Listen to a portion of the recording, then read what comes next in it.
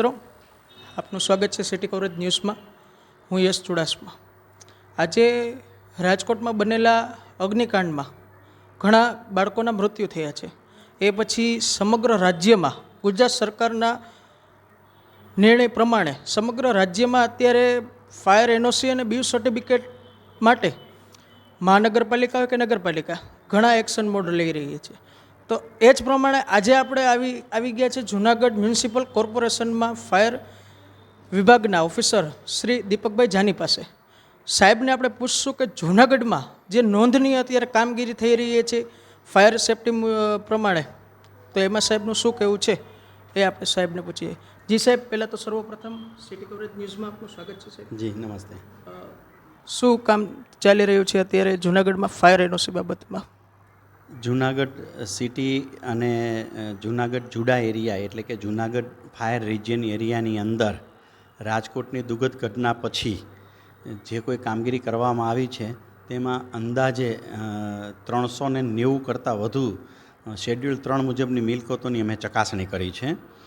Schedule 3 મુજબની મિલકતમાં specification સ્પષ્ટ આપેલું છે માનની રાજ્ય સરકારશ્રી દ્વારા કે કેવા પ્રકારની બિલ્ડિંગને એનઓસી લેવા પાત્ર છે, કેવા પ્રકારની બિલ્ડિંગને એનઓસી લેવું ફરજિયાત છે, એની બિલ્ડિંગની હાઇટ, બિલ્ડિંગની બિલ્ટઅપ એરિયા, બિલ્ડિંગનો યુઝ, એ પ્રમાણે જુદા જુદા પ્રકારની ફાયર સિસ્ટમો ઇન્સ્ટોલ કરવાની થતી હોય છે. તો લોકોને અમે આ બાબતે અવેર કરીએ છીએ કે કયા પ્રકારની બિલ્ડિંગને એનઓસી લેવા પાત્ર છે, કયા બિલ્ડિંગને એનઓસી લેવા પાત્ર નથી. ઉપરાંત જે બિલ્ડિંગને એનઓસી આપેલી છે તે બિલ્ડિંગમાં જે ફાયર સિસ્ટમ છે તો એનો કઈ રીતે ઉપયોગ કરવો, ફાયર સ્ટાફ વગર પોતાની જાતે ફાયર સિસ્ટમનો ઉપયોગ કઈ રીતે કરવો તેની અમે સમજ આપીએ છીએ, એના ડ્રીલ કરીએ છીએ, એના ડેમોન્સ્ટ્રેશન કરીએ છીએ.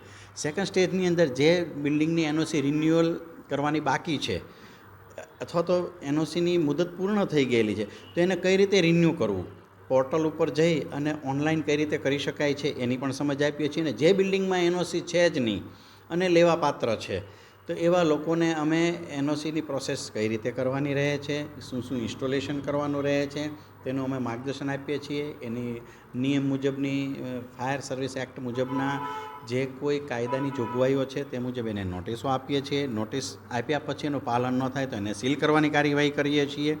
આમ અવેરનેસ માટે, લોકોને સમજ માટે અને લોકો કાયદાનું પાલન કરે તે ત્રણેય પ્રકારે અમે અત્યારે કાર્યવાહી કરી રહ્યા છીએ.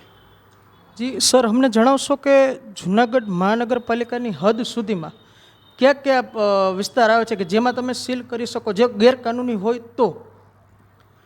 જૂનાગઢ સિટી એરિયા ઉપરાંત સિટી લિમિટ ઉપરાંત જે Junagadh urban development authority area છે એટલે કે જુડા એરિયા છે એ પણ જૂનાગઢ સિટી ફાયર રિજિયનમાં એનો સમાવેશ થયો છે રાજ્ય સરકારશ્રીના હુકમ મુજબ. એટલે આજુબાજુના જે 11 ગામડાઓ જે જુડામાં ભળેલા છે એ તમામ ગામડાઓ ઉપરાંત જૂનાગઢ સિટીનો એરિયા જૂનાગઢ ફાયર રિજિયનમાં સમાવેશ થાય છે.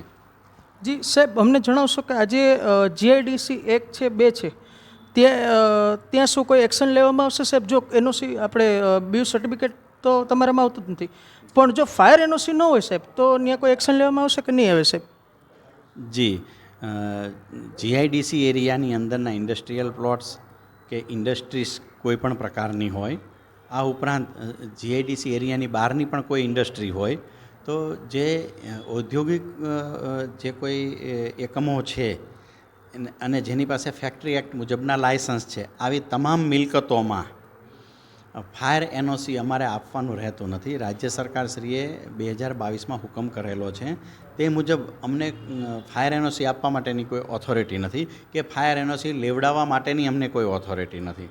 માત્ર એ જીઆઈડીસી એરિયામાં કે ઇન્ડસ્ટ્રીની અંદર ફાયરનો કોઈ દુઃખદ ઘટના બને કે કોઈ આકસ્મિક દુઃખદ ઘટના બને તો એ સમયે ફાયર ફાઇટિંગ અને રેસ્ક્યુ વર્ક કરવા માટેનું અમે કરી શકીએ છીએ.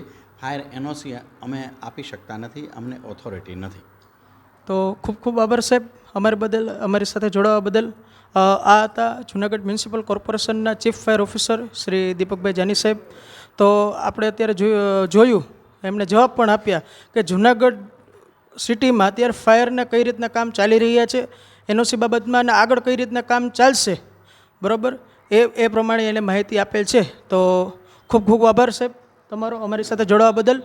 તો અહીંયા જ આપણી વાણીને વિરામ આપીએ છીએ. City coverage news, Junagadh.